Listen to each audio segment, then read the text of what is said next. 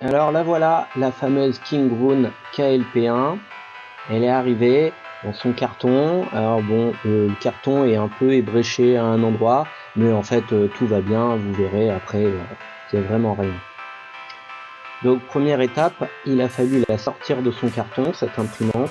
Alors ça c'est pas évident, parce qu'on commence, on ouvre, on sort tous les accessoires. Ok, ça va, et après il s'agit de sortir l'imprimante, et l'imprimante elle fait vraiment, je sais pas, 14 ou 15 kilos, un truc comme ça. Enfin bon, j'aurais mieux fait d'ouvrir le carton par le fond et de le retourner pour démêler comme un flambi, ça serait allé beaucoup plus vite. Mais voilà, elle est sortie du carton, on va pouvoir passer à la phase du montage proprement dit.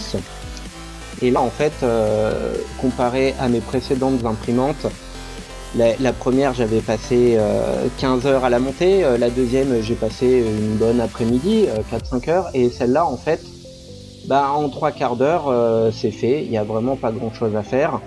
Il y a le plus long, c'est de faire de l'ASMR avec les parois en plexi quand on enlève le cache.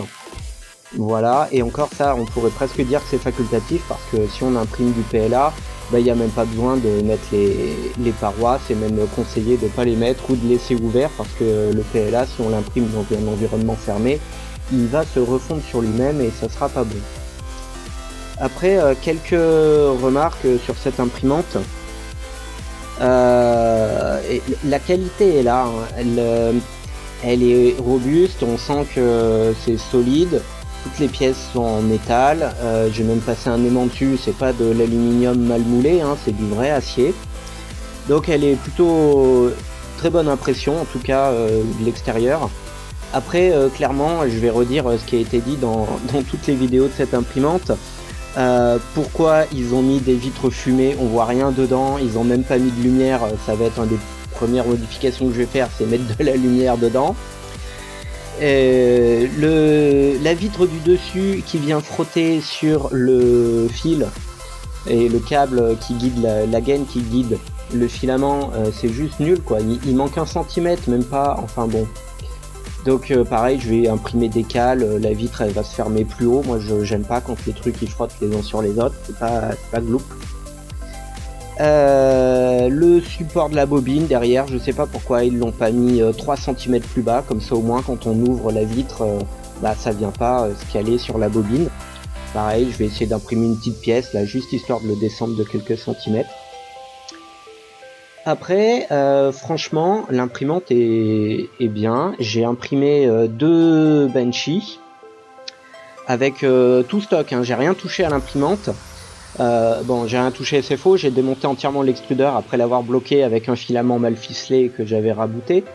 Mais bon, voilà, donc tous les réglages par défaut, j'ai pris les 2 G-codes qui sont dessus.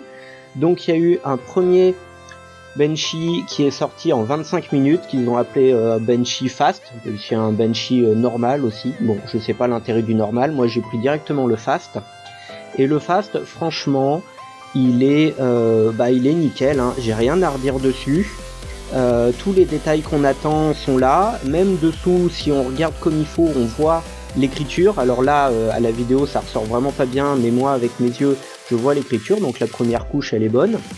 Les trous sont ronds, ils sont pas déformés, les angles sont carrés, le toit ne pend pas. Écoutez, ouais, rien d'autre à dire sur ce Benchy, il est très bien. Et ensuite le Benchy en mode violent qui lui est sorti en 20 minutes, il est très bien. Alors on voit des petits défauts, il y a des endroits, les raccords, je vois un demi-millimètre de jour à un endroit, par transparence on voit que c'est pas super homogène. Mais et la coque elle a un petit défaut à un endroit que j'ai pas réussi à faire ressortir sur la vidéo.